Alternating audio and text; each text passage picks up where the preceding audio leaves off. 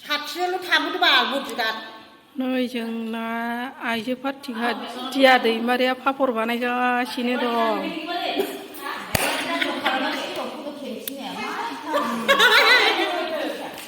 ओमफ्राय नै जोंना बायद'आबो रायज्लायगासिनो दं फोरानहैनोसै। ओमफ्राय नै ओरैजाय सासे गय जानानै हुस्लिमगासिनो लुबैनाया। ओरैजाय सिख्ला सानै दं हेफाजाब होनाय।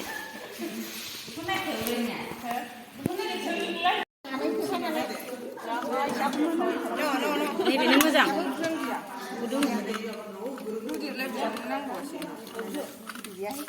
बारा बुरजाबाबो माबानो हागौ। आब' प्रानेसरिया बैखौ एरना हो, बैखौ सिगांनिखौ बैजों एरना खोलसियाबो माखौबासो लादों, खोलसिया बे जाया ओरै बिलथायजायो।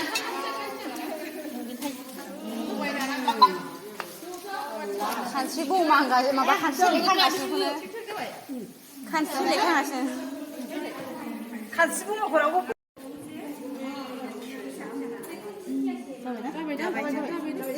जाबाय।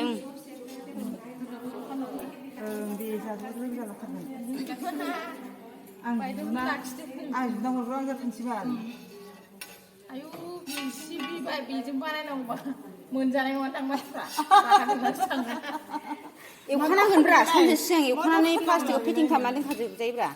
बेहाय आं सोना पाकेटाव थोगोर थागोन। गावहासो बाहागो लानायबो सावथेनाव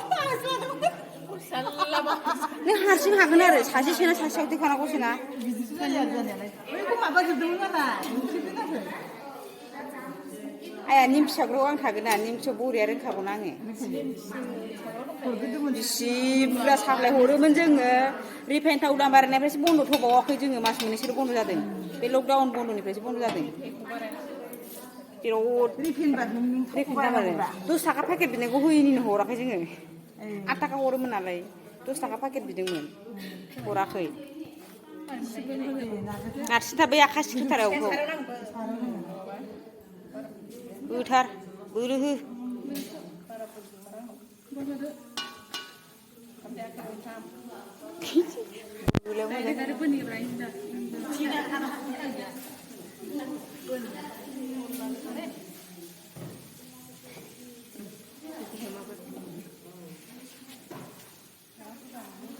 थावा खम खालाम बाजै थावा खम खालाम, बै गोलैग्रोनाया माबागोन नङाबा।